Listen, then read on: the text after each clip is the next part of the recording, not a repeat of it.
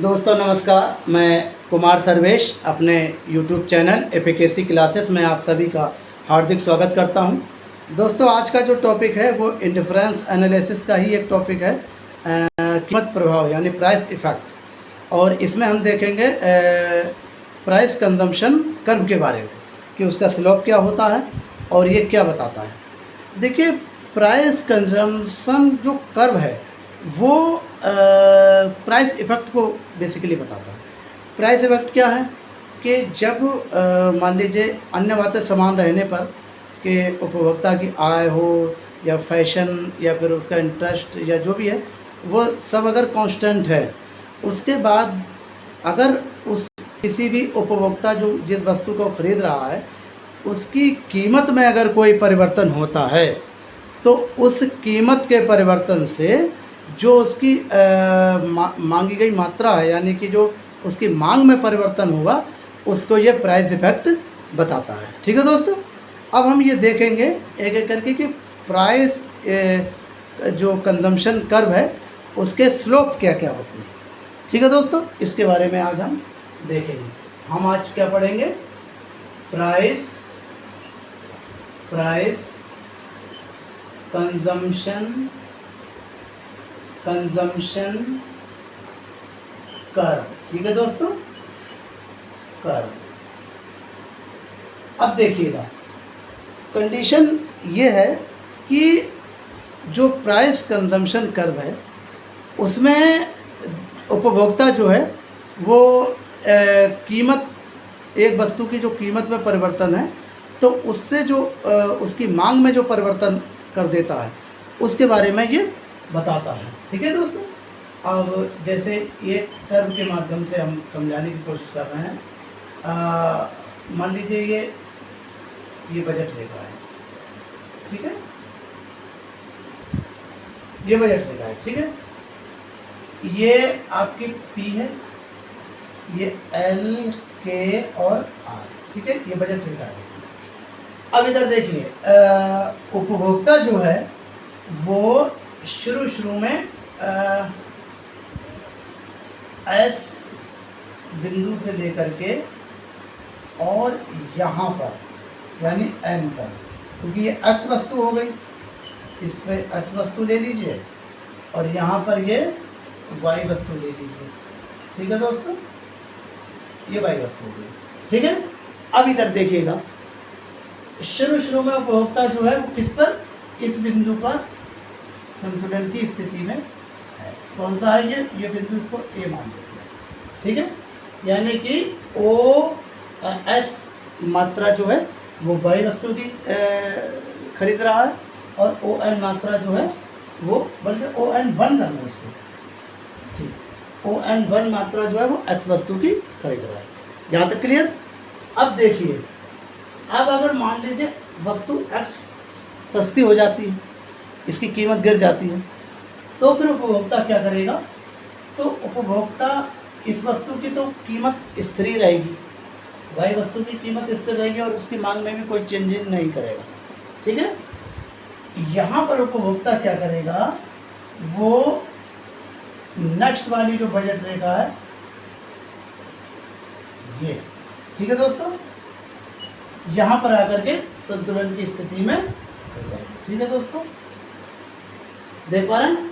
अब यहाँ पर जब ये संतुलन की स्थिति में हुआ तो इसका कर्व ये हो गया, ये बिंदु हो गया मान लीजिए B, ठीक है, ये B पॉइंट हो गया। ठीक है दोस्तों, यहाँ पर ये H2 कर लीजिए, H2। अब अगर मान लीजिए ये वस्तु और सस्ती हुई, यानी X जो वस्तु है वो और सस्ती हो जाती है, तब क्या करेगा? तब कंज्यूमर यहाँ पर आकर के और इस पे यानी कि N3 पर जा कर के संतुलन की स्थिति में रहेगा। ठीक है दोस्तों, ये संतुलन की स्थिति में यहाँ पर, ठीक, और ये मान लीजिए इसको C। ठीक है दोस्तों, अब कंडीशन देखिए, जो अब ये जो पॉइंट है A वाले, तो इनसे इनको मिला दीजिए, इसको, और इससे आकर के इसको मिला दीजिए। तो ये वाला जो कर्व आएगा वो हमारा पीसी कर्व होगा। ठीक है दोस्तों, पीसी कर्व का मतलब प्राइस कंजम्पशन कर्व, यानी इसका जो ढाल है वो कहीं ना कहीं कैसा है, नीचे की ओर गिरता हुआ, ये फिर ये और फिर ये। ठीक है, ये थोड़ा सा इसको मैं और ठीक कर दूं, ये यहाँ पर ये ऐसे आएगा, ये इस वाले पॉइंट से इस वाले पॉइंट से इसको मिलाएंगे तो ये वाला पॉइंट यहाँ पे आएगा, सॉरी पीसी कर्व फिर ये होगा। ठीक है, ये पीसी कर्व, ठीक है। अब ठीक यहाँ पर ये इससे और ये इस वाले पॉइंट से ऐसे, ठीक है। तो ये नीचे की ओर गिरता हुआ पीसी कर्व हमारा है। ये बुक में थोड़ा और होगा, ये यहाँ पर समझने के लिए है, क्योंकि ये थोड़ा सा यहाँ पर समझाने की कोशिश कर रहा हूँ मैं कि किस तरीके की ये ड्राइव होता है। अब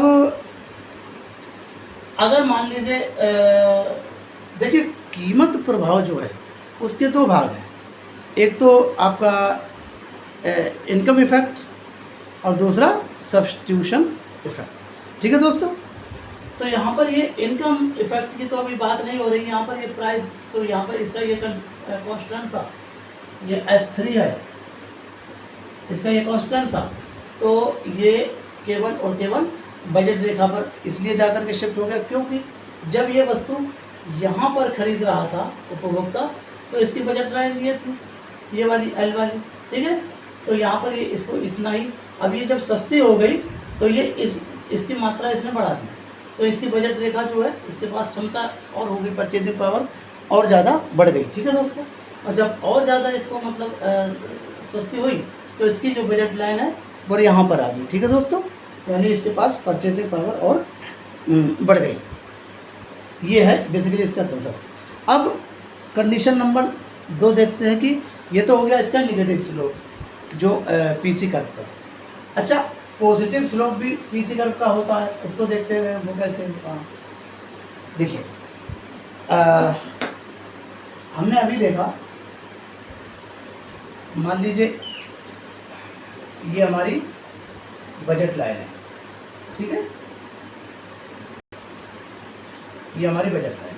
ठीक है दोस्तों, अब देखिए इसमें ये बजट लाइन को हम पी कर देते हैं और यहाँ पर ये L1 और L2 कर देते हैं। ठीक है दोस्तों, ये ओरिजिन पॉइंट है, ये एक्स वस्तु है और ये जो है ये वाई वस्तु है। ठीक है दोस्तों, अब इधर देखिए, कंडीशन ये है कि अगर मान लीजिए उपभोक्ता शुरू में कहाँ पर मान लीजिए यहाँ पर संतुलन की स्थिति में, ठीक है, ये N मात्रा खरीद रहा है ON और OS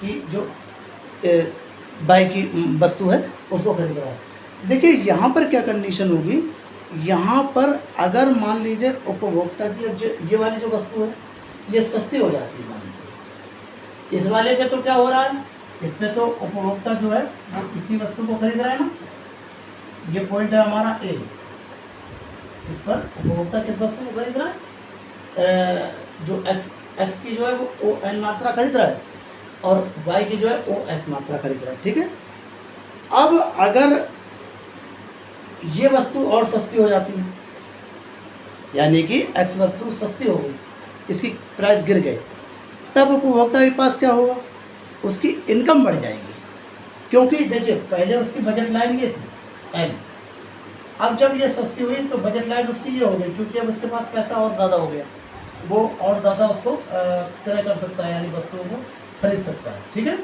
तो अच्छा इधर एक चीज़ और देखा जाएगा, यहाँ पर जो वस्तु Y है उसकी प्राइस बिल्कुल कांस्टेंट है और उसकी जो मांगी गई मात्रा यानी जो वो खरीद रहा था वो भी कांस्टेंट है, उतनी ही खरीद रहा है जितनी खरीद रहा था, इसमें कुछ भी चेंजिंग नहीं कर रहा। ठीक है दोस्तों, तो अब देखिए यहाँ पर क्या कंडीशन है, जब एक्स वस्तु और सस्ती हुई तो इसका जो वो पॉइंट है वो क्या होगा, वो यहाँ पर आकर के ये हो जाएगा। ठीक है दोस्तों, ये बी वाला पॉइंट हो जाएगा, यानी ये इस बी पर इक्विलिब्रियम में आ जाएगा। ठीक है, ये B1 N1 पे। ठीक है,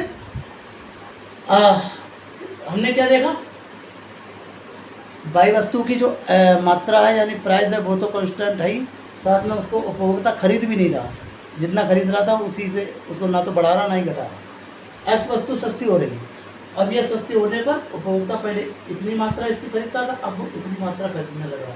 ठीक है, अब ये वस्तु और सस्ती हुई, तो जब और सस्ती हुई तो फिर क्या हुआ, ये इसका इक्विलिब्रियम यहाँ पर आ गया यानी सी पर आ गया। ठीक है दोस्तों, और इसी प्रकार से इन पॉइंट्स को आपस में मिला दीजिए, तो ये आ गया हमारा पीसी कर्व। ठीक है दोस्तों, ये हो गया हमारा पीसी कर्व जो कि पॉजिटिव स्लोप का भी हो सकता है। राइट, देखिए पीसी कर्व के बारे में एक चीज़ मैं और बता दूं, ये हमने दो कंडीशंस देख ली, एक तो नेगेटिव स्लोप का भी होता है। नेगेटिव स्लोप में क्या हो रहा था कि उसकी जो कीमत थी एक्स वस्तु की, जब वो घटती थी तो जो बाई की जो कीमत थी वो स्थिर थी, यानी वहाँ पर उसके प्राइस चेंज नहीं हो रहे थे, और उपभोक्ता क्या कर रहा था, सस्ते की वजह से एक्स वस्तु को खरीद रहा था। ठीक है दोस्तों, यहाँ पर क्या है, यहाँ पर भी एक्स वस्तु सस्ती हो रही है, वाई की कीमत और वाई की जो खरीदी की मात्रा वो स्थिर है, वो कांस्टेंट है, उपभोक्ता उसको ज़्यादा नहीं खरीद रहा। लेकिन यहाँ पर जब ये सस्ती हुई तो चूँकि हमने प्राइस इफेक्ट को दो भागों में बांट रखा है, एक तो सब्स्टिट्यूशन इफेक्ट जो हम आगे चल करके देखेंगे, और एक इनकम इफेक्ट। तो यहाँ पर क्या है, इनकम इफेक्ट काम कर रहा है, यानी कि उसकी आय बढ़ रही है। पहले वो इतनी ही वस्तु में खरीद पाता था, अब वो इस वस्तु को भी खरीद ले रहा है, N2 मात्रा भी, N1 मात्रा भी खरीद सकता है। ठीक है, और इसके बाद में फिर क्या है, इसकी वो N3 मात्रा भी खरीद रहा है। ठीक है, यहाँ पर क्योंकि कांस्टेंट है ये, तो यहाँ पर ये N3 मात्रा इसलिए खरीदा क्योंकि और सस्ती हुई, इस वाले बजट लाइन पे आ गई है, इसलिए ये इसकी मात्रा बढ़ गई। तो एक और कंडीशन है कि जो पीसी कर्व है वो उसका स्लोप बैकवर्ड स्लोप भी होता है। ठीक है, वो कैसे है वो भी देख लेते हैं चलते चलते। देखिए बैकवर्ड स्लोप में क्या है कि मान लीजिए ये कंडीशन है, ये हमारी बजट रेखा है। ठीक है,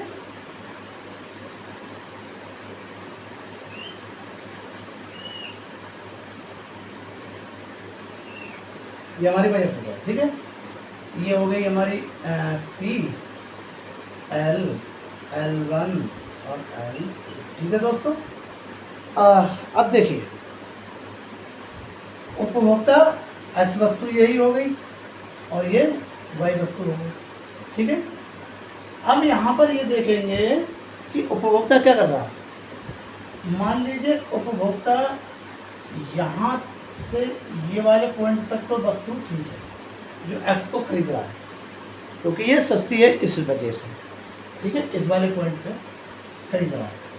अब अगर मान लीजिए ये यहाँ पर मैं इसको ऐसे बना दूँ, ठीक है, ये ए पॉइंट हो गया। अब अगर मान लीजिए एक्स वस्तु और सस्ती होती है, ठीक है दोस्तों, अगर एक्स वस्तु और सस्ती हो जाए तो क्या करेगा, उपभोक्ता इसको नहीं खरीदेगा। ठीक है, इस वाले पॉइंट पर चला जाएगा, क्योंकि एक्स वस्तु जो है वो सस्ती होने की वजह से उसकी जो मांग है उसको कम कर दी उपभोक्ता ने, वो फिर वाई वस्तु को खरीदने लगा है, क्योंकि ये वस्तु जो है सुपीरियर है कहीं ना कहीं, किससे, एक्स वस्तु से ये वस्तु सुपीरियर है। ठीक है दोस्तों, ये गुड्स सुपीरियर बाई गुड्स। अब अगर ये और सस्ती हो रही है तो उपभोक्ता इस वाले पॉइंट पे आ जाएगा, यानी सी पर आ जाएगा, ये बी पर था। ठीक है दोस्तों, तो ये क्या होगा, ये सी पर आ गया। तो अब जो पीसी कर्व है वो हमारा ये रहा, ठीक है दोस्तों। अब आप ये देख रहे हैं ये मुड़ता हुआ है पीछे, तो इसका क्या मतलब हुआ कि आगे हम चल कर के गिफिन जब कैटेगराइज करेंगे गुड्स का, तो गिफिन गुड्स के बारे में ये कंडीशन लागू होती है कि गिफिन गुड्स क्या होती है कि अगर उनकी कीमत गिर रही है तो उनकी मांग भी गिरती है, और उनकी कीमत अगर बढ़ेगी तो उनकी मांग भी बढ़ेगी, उपभोक्ता उनको ज़्यादा खरीदेगी। यहाँ पर एक्स की कीमत जो है वो यहाँ तक तो ठीक है, नॉर्मल गुड्स है, और उसके बाद में एक्स की कीमत अगर मान लीजिए गिरती है तो उपभोक्ता इसको नहीं खरीद रहा है, फिर वो वाई वस्तु को ज़्यादा खरीद रहा है, तो ये इन्फीरियर हो गई एक्स वस्तु, ठीक है दोस्तों। अब अगर मान लीजिए इसको और ज़्यादा ये सस्ती होती है तो इसको और नहीं खरीद रहा है, बिल्कुल ही नहीं खरीद रहा, तो ये और इन्फीरियर हो गई और ये कहीं ना कहीं नॉर्मल गुड्स हो गई, ठीक है। एक और कंडीशन होती है पीसी कर्व की, वो भी देखते चलते हैं। मैं इसको ज़रा रफ कर दूँ जिससे कि ये कंसेप्ट आज कंप्लीट हो जाए। देखिए पीसी कर्व एक्स अक्ष के समांतर भी हो सकता है, हॉरिजॉन्टल, ठीक है दोस्तों। कैसे देखिए, मान लीजिए ये वस्तु एक्स है, ठीक है, ये वस्तु एक्स है और ये वस्तु वाई है, ठीक है दोस्तों। ये यहाँ पर ये उसका वस्तु का प्राइस है, ठीक है, ये इसका टोटल जो है इस वस्तु का जो है वो क्या है दोस्तों, वो इसका जो है वो प्राइस है। अब इधर देखिए, और ये जो हमारी है वो बजट रेखाएं हो गई, ठीक है।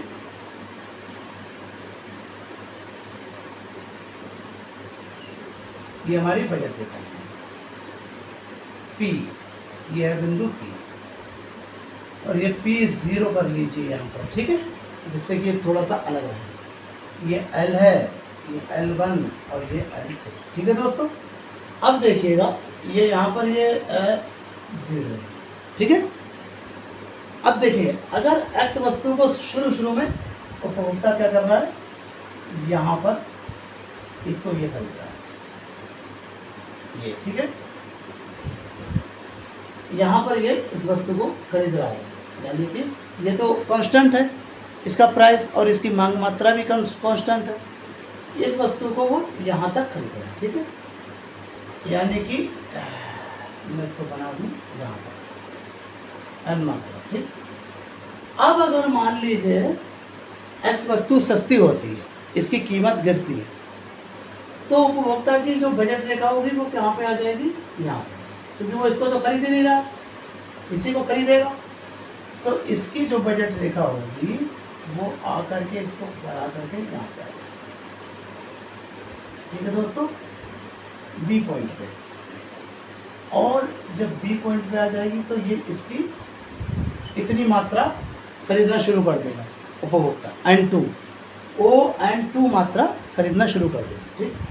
अब अगर ये और सस्ती होती है, अगर एक्स वस्तु और सस्ती होती है, इसमें तो कोई परिवर्तन ही नहीं है, तो फिर उपभोक्ता क्या करेगा, वो इस कंडीशन में आ जाएगा, ठीक है, यहाँ पर ये सी।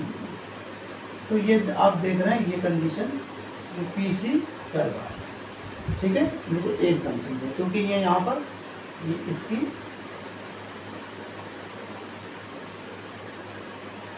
N3 मात्राएं खरीद रहे हैं, ठीक है दोस्तों, समझ पा रहे हैं। तो इसका मतलब ये है कि जो पीसी कर्व है वो एक्स अक्ष के हॉरिजॉन्टल भी होता है। तो दोस्तों आज हमने जो पीसी कर्व के बारे में पढ़ा, तो इनके जो स्लोप्स देखे हैं हमने, वो 4 स्लोप्स देखे हैं, ठीक है दोस्तों। पहला स्लोप्स क्या है कि ये नीचे की ओर गिरता हुआ होता है, ठीक है दोस्तों। दूसरा कि ये पॉजिटिव स्लोप्स का भी हो सकता है।